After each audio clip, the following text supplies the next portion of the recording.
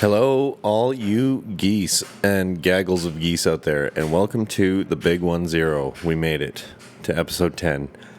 That's kind of cool. I saw or heard, I don't know. I heard or saw a stat the other day that says most new podcasts don't make it past I want to say 12 episodes. So, although I feel like most new podcasts also don't put out 10 episodes in a row in 10 days. So, yeah, we might slow down a little bit here. I don't know. Again, we're not kind of committing to any schedule. It's going to kind of be whatever my mood dictates. Sorry, nerds. And you just about didn't get one tonight because I forgot that the Ahsoka finale was out. So, but I don't know. I just had the itch to podcast. So, Big 10, we did it. Thanks specifically to me who did all the talking and all the work, and all you guys have to do is listen. So, but you know what? That's a real dick thing to say. Thank you for listening. Anybody who does, it really fascinates me, honestly, that some of you do listen to this, because it's just me. Well, if you listen, it's just me talking shit. So, thank you for supporting it by listening. That's really all I can ask you to do. So, I bet you can already guess what I'm going to say. I'd like, if I gave you 3 guesses, you'd need none of them. But it's not going to be a whole episode about her. It's just, I don't know. This kind of ties nicely back into the one a couple episodes ago where I was like, I'm so wishy-washy. Like, I don't know. Why am I like this?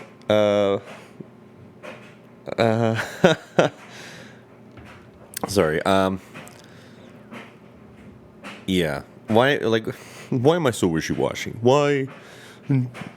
It's just kind of who I am. I just go back and forth. Blah, blah, blah. But, I haven't changed my mind about April. Not that I ever had made up my mind, because I don't know what I'm looking for from her. And it's more that I just kind of want to talk to her. And I'm sure that's just typical, ex stuff. You miss them, blah, blah, blah. And then there's all these other considerations I've kind of been noodling around in the old head. Number one being, everybody I fucking told that I'm thinking about texting April has universally been like, don't do that. That's a real bad fucking idea, my guy.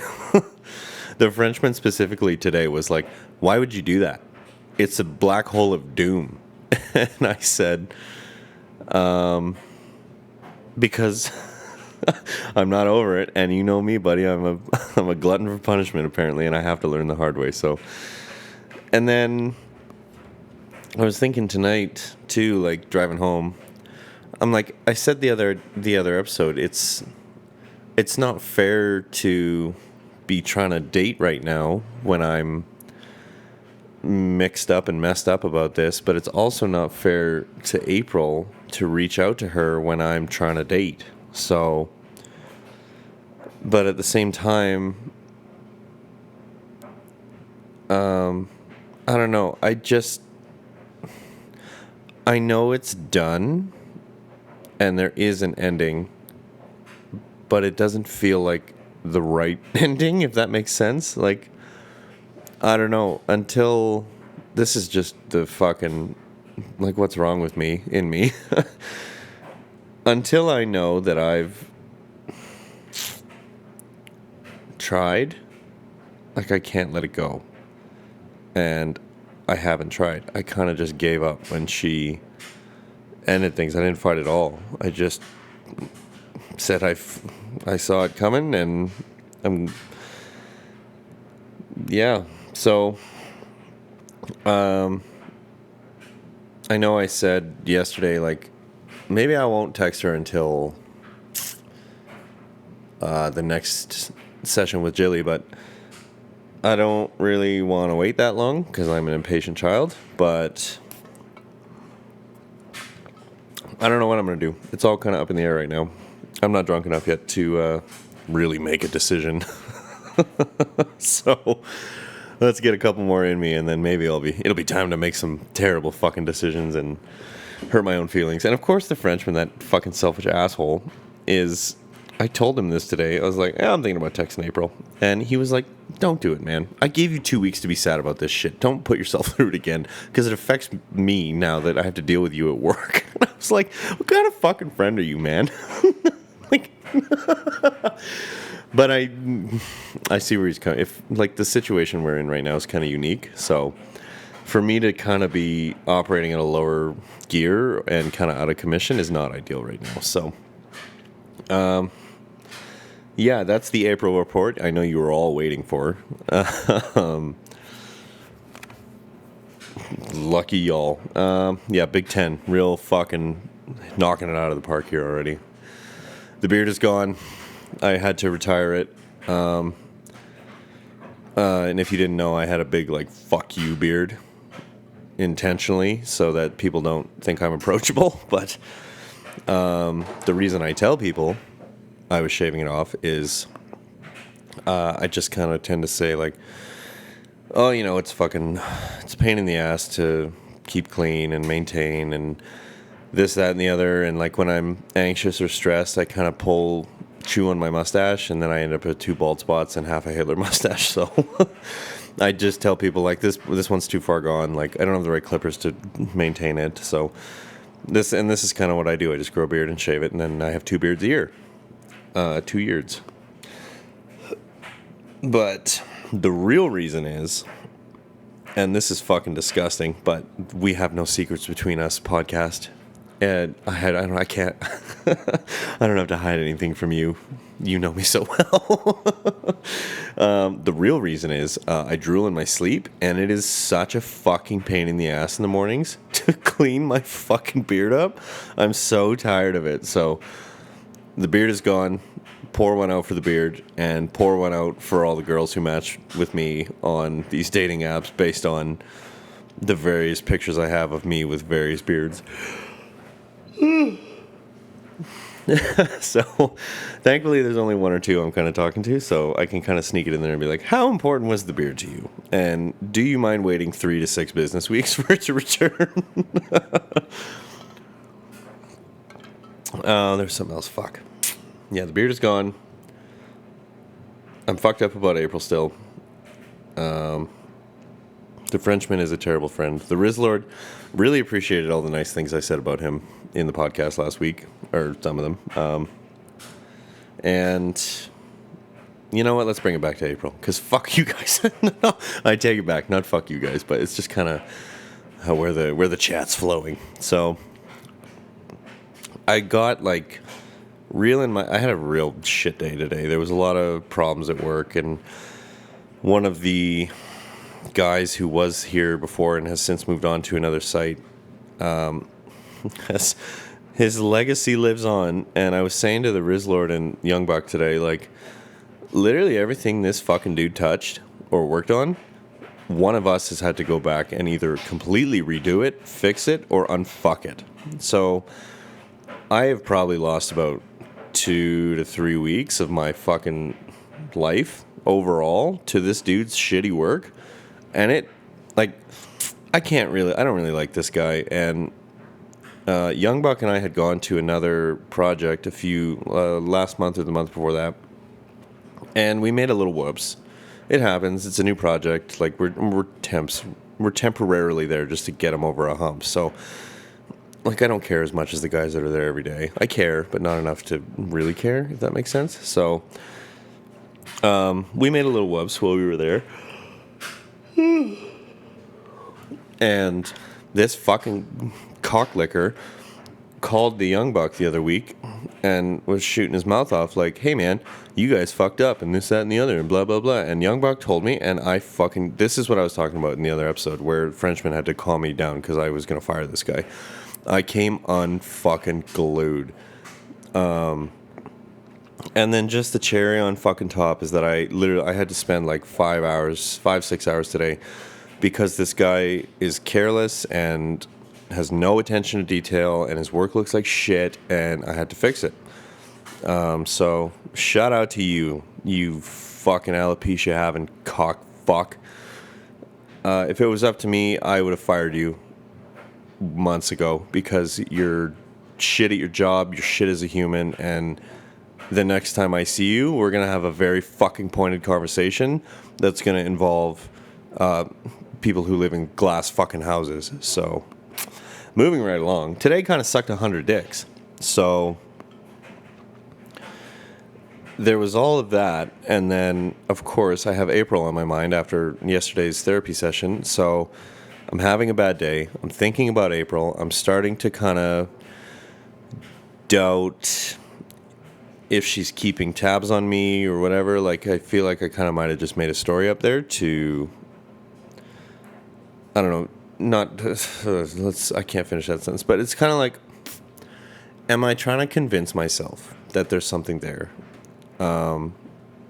Because I would like there to be something there, honestly, just based on like what I've said about how she made me feel when it was good. But then, you remember how she made me feel when it was bad. And they were equal amounts of time. So I kind of had that on the brain the all day. And I was kind of just a fucking sad sack, honestly. Moping around site. And then I realized towards the end of the day, I was like, you're doing it again, fella. You're letting April and this hypothetical fucking thought of where she stands, like, affect your mood this much and affect how you feel. And like, this is a regression. You need to, what will be. And, I think I know what's going to be, honestly, because that's just the natural pessimist in me. But even expecting that outcome, it is what it is. If it isn't, I'll be pleasantly surprised. But if it is, then, it wasn't meant to be. And at least I tried. At least I can say I fucking tried. And then at least you guys don't have to hear about fucking April anymore. So, so yeah, it's there. There you go. The therapy's fucking working because I'm right. I cannot let what April may or may not think of me and what the situation may or may not be kind of affect my mood that much that it ruins my whole afternoon and kind of sends me into this negative thought cycle, and I'm just kind of moping around and I'm mad and I'm blah blah blah, like whatever. It's like I said in one of the other episodes, like maybe I just need to like not care so much about dating, especially with people who've proven like they don't give a fuck about me. And everything I say about this, I listen back to it and I'm like, what is wrong with you, man? Like, why are you so hell for leather to like really get hurt again? And I just can't let it go. I'm like, I don't know what I need, but I'll know when I get it. I'll tell you that much. Fuck me. So I'm sure there'll be one more April report about how it went exactly how I expected, and I'm not chuffed about it, but it is what it is, and then we'll move right along. And I can kind of stop living in this half and half world where I'm like half waiting to kind of see what happens and half dating because I expect nothing to happen, because that's fair to nobody, me most of all. Like, I don't deserve to be driving myself into this fucking pit of despair over a maybe. Like, it'll be what it'll be, and we're really trying to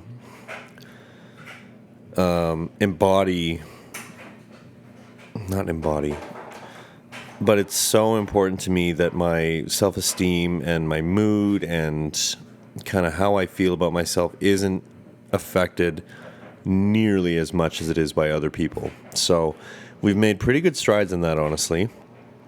And this is a little bit of a setback to let this idea of April really drag me down as much as it did today. But,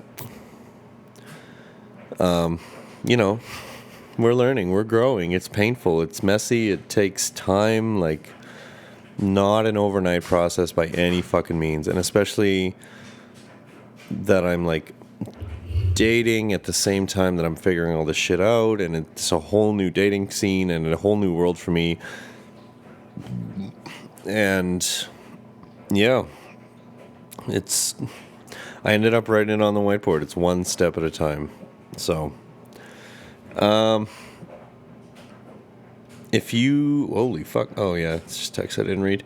If you know me and you listen to the show and are local to me, if you know of any tattoo places in town that do like semi-realistic, realistic tattoos that kind of lean towards like sci-fi, like Star Wars, Star Trek, that kind of stuff, and you like shoot me a text or a DM or whatever.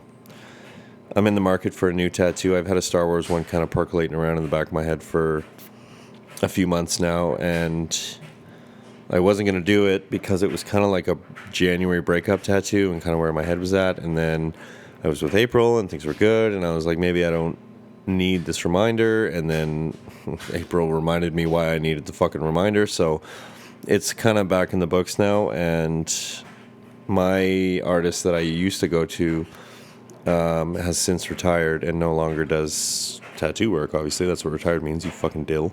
So I'm on the hunt for a new studio. So that's a fucking tall order to a podcast audience, but if you know me or you know how to get in touch with me, shoot me a message. And I'm kind of debating making an Instagram for the podcast, but then that adds a lot more work for me where I got to clip shit out and I don't know. And then like I don't do videos, so like what do you set the fucking clip to? But it's something I got to give a little more thought. But I would like to do video, honestly. We've pretty well given up on anonymity. The only reason I use nicknames is just kind of to protect other people's identities because I talk a lot of shit. I would like to figure out how to do video. I feel like there's maybe a way to do it on the iPad with a USB-C hub. I have to dig into it. I could be totally fucking wrong, as I often am. So,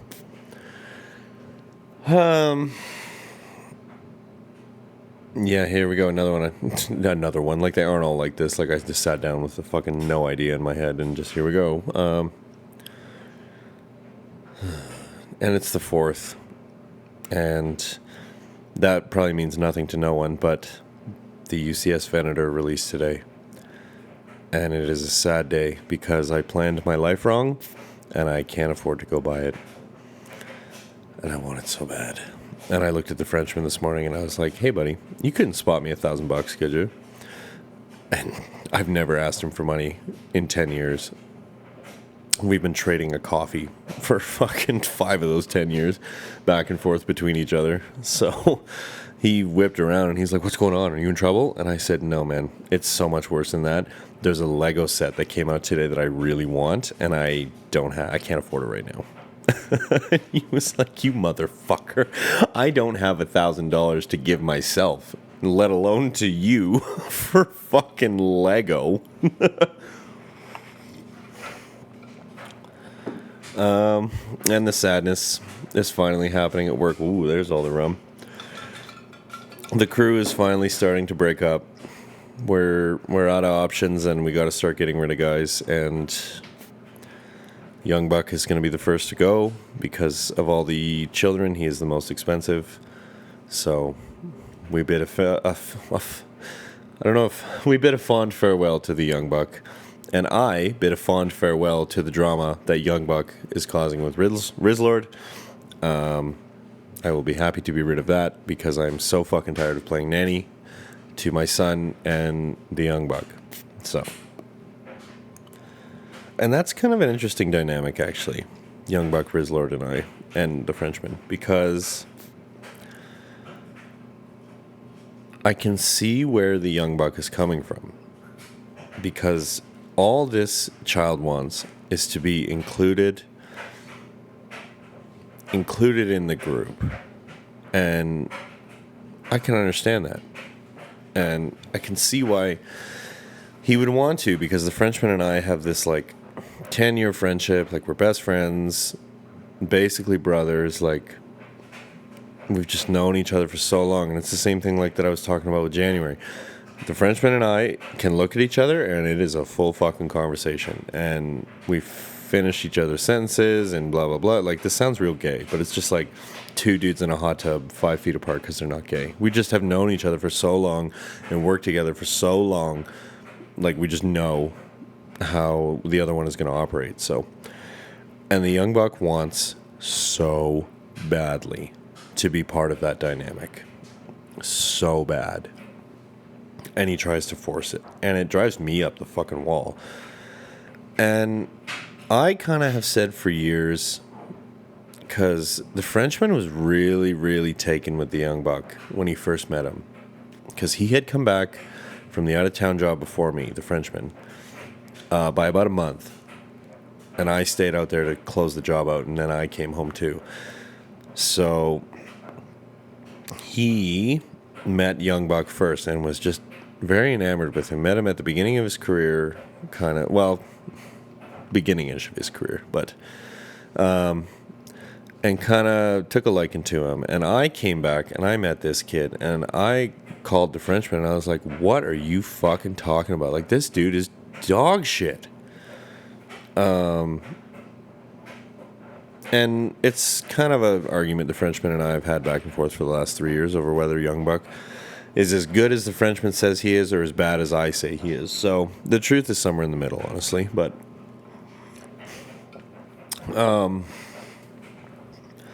over this last 10-year kind of, I guess he came back from school, would have been after Christmas, so in January, February. So yeah, last like 10 months here, this kid has kind of just steadily declined in his work output, his work quality, his knowledge, like to the detriment of the Frenchman and I's limited time we have during the day because we're busy running the job. The Frenchman more than me. I don't want to take too much credit here. I just kind of manage the manpower and deal with all the drama, but my favorite job. So this kid has kind of just been getting like roasted for 10 months over the same shit that we've been trying to teach him for 10 fucking months. Enter the Rizzlord. The Rizzlord and I had a rocky start, but I was about the only one that would defend this kid at the beginning because he made me laugh. He was funny as fuck. His fucking very first day, first 4 hours he's ever done this type of work, Young Buck and I are working together, and I have the Rizzlord being our gopher and making shit up for us. And Young Buck and I fucked up a bunch of measurements. So after like the third time we sent the Rizzlord to make up some more pieces for us, he comes back and he looks at the Young Buck and goes, "Do you know what you're fucking doing?" And I just about threw up. I was laughing so fucking hard. And ever since then, it's kind of been this like real contentious, kind of dramatic, snipey relationship between the Rizzlord and the Young Buck. And it's honestly fucking exhausting. And at the beginning, it was funny to kind of watch them snipe at each other. But there's like a 10-year age difference between them. Like, Young Buck is older. Which, Rizzlord's 19. You think his nickname would be Young Buck. But this Young Buck is just so mentally childish that I can't help but think of him as like a fucking 15-year-old. So those two didn't get off to the greatest of starts. And then I came around on the Rizzlord and kind of adopted him as my son. The dad kisser, you know, as he's affectionately named in my phone. But and now there's this like, and the Frenchman and I have talked about this a bunch of times because he's like, you're excluding the Young Buck. I'm like, I'm not even doing it on purpose, man. He just can't hang. Like, he tries to get in, and we've talked to him about this. We're like, bro, if you are going to try and banter with the boys, you need to be able to take it as well as you can dish it out. Because right now, you're great at talking shit. You're not great at taking it. So when the Rizzlord barks back at you because he's smart and he's witty and he gets you real fucking good and we're all laughing at you, you take it so personally. And like, that sounds terrible, but that's kind of like half the job. Not half the job, but it's a big part of the job is like Can you banter? Can you ball bust? Can you take a fucking joke? Like, I've been getting like my hairline ran away when in my 20s. So I've been getting roasted for this shit for like 10 fucking years straight. And like I'm the tism traits I have, and I'm kind of fucking retarded and sometimes. So like you got to be able to like take it as well as you can give it. So the Rizzlord's clever, and he'll get you if you're not paying attention. He gets me every day. So this is what I was talking about yesterday when I said like Young Buck just kind of hurts his own feelings because he'll start a fucking argument with the Rizzlord. He'll shoot his fucking mouth off, and then the Rizzlord will come back. His Glizzyness will come back with some fucking absolute ripper, and then Young Buck just walks around for the rest of the day pouting like somebody kicked his dog in front of him. And we talked to him about this. We're like, bro, if you're going to banter, you need to be able to take it. And if you can't take it, you can't banter. Sorry, buddy. We're tired of fucking massaging your fucking feelings because you thought you had one up on his Glizzyness and he fucking smacked you right back. So, like, I'm real tired of this fucking drama. And I'm real tired of, like, the childish fucking jealousy that Young Buck brings because he just wants to be part of the group and he tries to force it and it just pisses everyone off. And I'm like, look, man, I didn't go make friends with the Rizzlord, his Glizzyness himself, His Highness the Glizz, to, like, upset you and make you feel ostracized. We get along. We have the same kind of interests, the same kind of personality, same kind of fucking humor.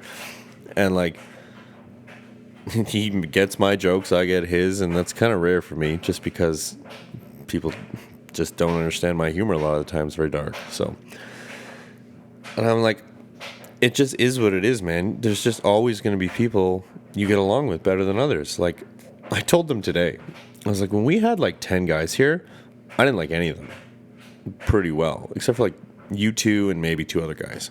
The other 6, 3 of them I was actually actively trying to get fired because they were so bad. And the other 3, like, I'll take them or leave them. They're not somebody I would ever associate with outside of work. So, and you 2 had no fucking idea.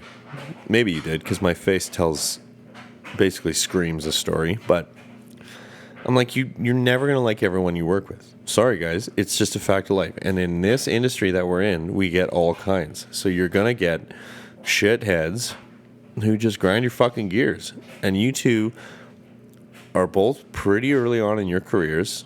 The Rizzlord more than the Young Buck. So I'm like, the Frenchman and I are both like, you need to figure out how to work together because this is not the only job you're going to work on. And we're going to try and keep you guys because his Glizzyness is my son. The Frenchman has unfortunately so stubborn that he refuses to give up on Young Buck. So, like, you're going to work together again, boys. Sorry. I work with guys still to this day from 8, 9, 10 years ago. We couldn't fucking stand each other and would actively, like, fight and bicker, and it's fine now. Like, and it's a small industry, guys. So the bridges you burn are much more noticeable when they're gone. So try not to piss off guys in the fucking industry because you'll get a reputation. So, and all these lessons are kind of directed more at the Young Buck than they are at the Rizzlord, because while the Rizzlord does have a fucking attitude because he's 19, he doesn't ever really, like, instigate this shit. And when he does, it's just, like, good-natured ball busting. Young Buck is the one who takes it to the next level and gets real personal and real upset. So that's a lot of my day lately, is kind of mediating those two and trying to be impartial, even though I'm, like, very much on the side of the Rizzlord, because he's His Highness, his Glizzyness, Cuckster Rizzlord III. But I have to try and stay impartial because the Frenchman actually pointed out, he's like, you are playing favorites, and it's very obvious, and you got to stop it. And he was right. I was definitely intentionally excluding the Young Buck from the lunchtime fun and all that shit. So I've been actively making an effort to, like, include the Young Buck and kind of talk to him and, like, this kid just never grew out of high school. And, like, this is going to be ironic coming from me, who's drinking like a monster again. But, like, this kid just can't move past his high school glory days. And every weekend's about going and getting wasted and, partying. And let me tell you about the time I did coke. And let me tell you about the time I did Special K. And I love doing acid and mushrooms. And I'm like, bro, you're almost 30 and you have a mortgage. Like, it might be time to hang up being a degenerate piece of shit who's out getting fucking wasted every weekend to the point that you're blackout. Because I'm like, yeah, and he gets after me now. He's like, but you drink. You're drinking again. I'm like, yeah. I drink every day. I have two to three drinks. Get a nice buzz on. Sit down, record the podcast. Like, I'm not getting blackout every night. I'm not waking up with a fucking hangover every day. Because I know how to drink, little boy. Because I spent a lot of my 20s fucking blackout drunk. So, this is a very hot goss episode. Drama from the construction site. Oh, and I swore I wasn't going to do that because the last two I've done filthy fucking snorts. And I didn't notice them until I listened back to it after I'd posted it. So really sorry if that's something that makes you kind of want to throw up. Because I wasn't pleased with myself for that one either.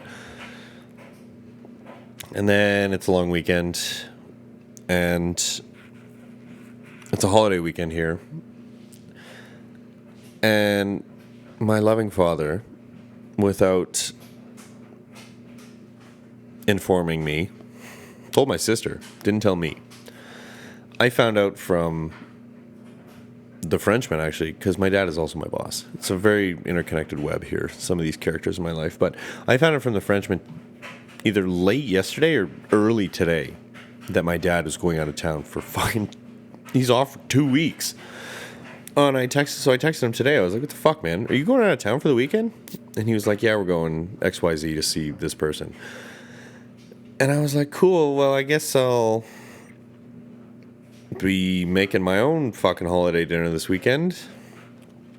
And it kind of made me realize, like, this is the first holiday in 10 years where I've been single and don't have definite plans for anything.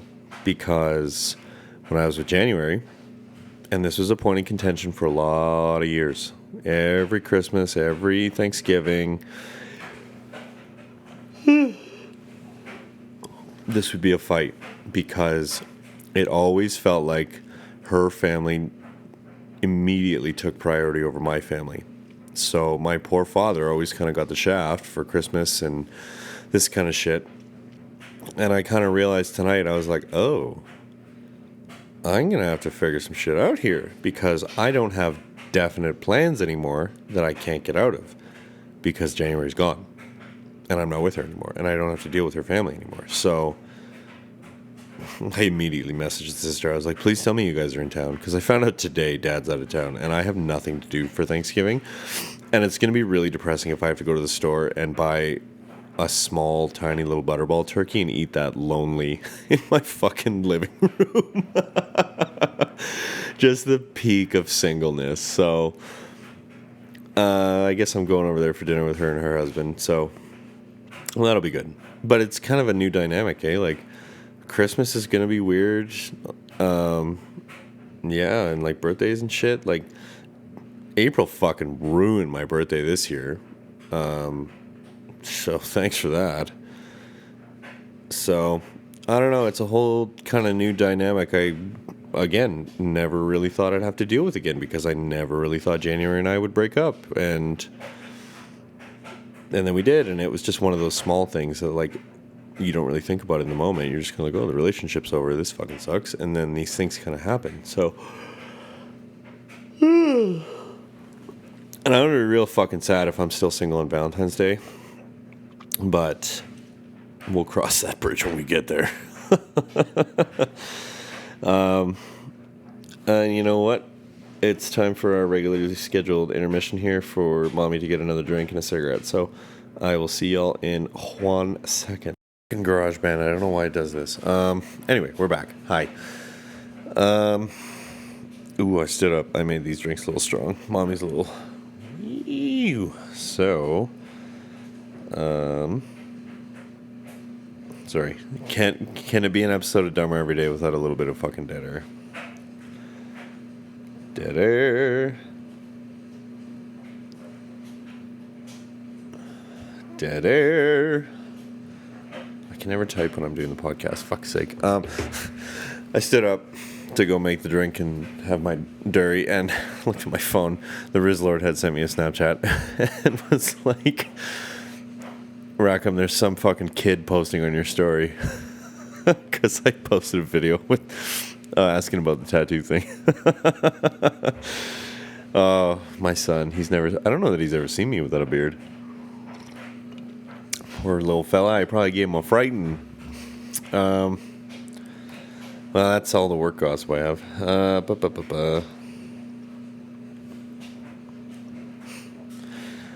I think tonight's the night to send this text. I'm tired of waiting.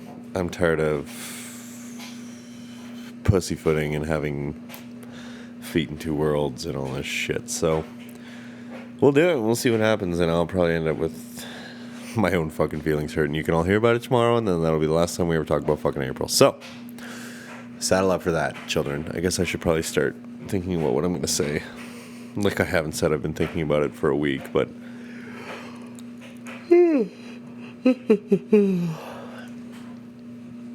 oh, and it's a long weekend. I don't know what I'm going to do with all this free time I have. We finished Ahsoka, obviously. Probably crack out a couple podcasts, because why the fuck not? Smash bang boom. I don't know. I'm going to get back into my hobbies.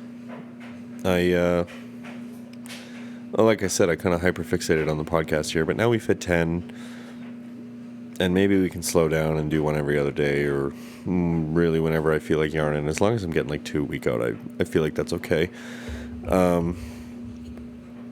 But I've kind of like neglected everything. Like I started Starfield and it's just kind of gathering dust, and I really wanted to play through The Witcher 3 again and actually beat it for finally. I know I'm probably the last person in the world to get over that hump. Some shows to watch. Like I was going to watch The Man in the High Castle. I got books to read. Like I put all this shit on pause when May kind of came into my life, and now with some of these new girls, I kind of want to have a little bit of balance here, where I am still engaging in the hobbies and doing the podcast and also making time for them. Like I need to work on finding the balance, because I find it's really easy with a new partner to kind of get swept up in the honeymoon phase of it all and kind of shove everything else to the side, and then when the honeymoon phase goes away, or when the relationship doesn't work out, or this or that or the other, all of a sudden you're like, well, I'm not into any of my hobbies because I haven't done any of them in X, Y, and Z amount of time, and I'm fresh off a breakup, and I'm feeling like shit, and I need a distraction. But I have, like, you know what I mean? Like, that's kind of the spot I've been in for a little bit here, because I was focused on dating, and then I'm focused on the podcast, and then moving, and dealing with January, and finally sorting all that out. Like, I kind of need to get back to me and all the stuff that I'm into. So try and do that this weekend. Maybe sit down, game a little bit, read a book, watch a show, just anything to, just kind of re-engage myself in my hobbies and not just be putting around anxiously waiting for something to happen. So and I got church this weekend and blah, blah, blah. You all don't need my schedule. You might figure out who I am. But, yeah. Shorter one tonight. There wasn't really any developments with April, and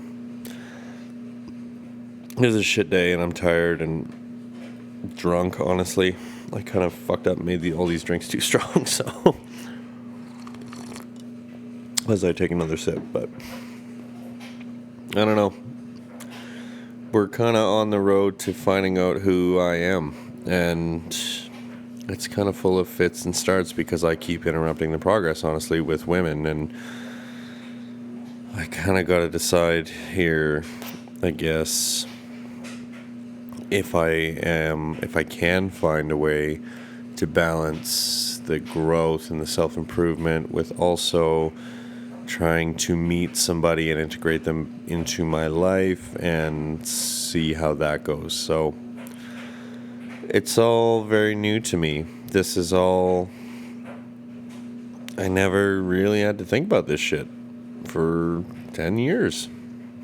And now, the Frenchman said it a while back. He was like, if you really think about it, like, you're starting over at 30, 35. Like, you're rebuilding your life and starting from scratch.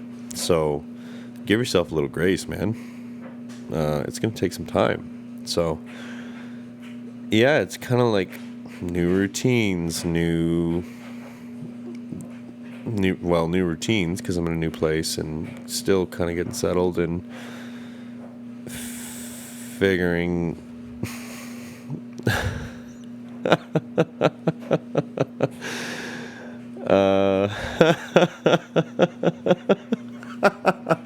oh, my sister's a fucking rip snorter. I asked her, do you have anything you'd like to add to the podcast? And she said, yay therapy, name others who find faults in every therapist and blame their children for anything, party hat emoji.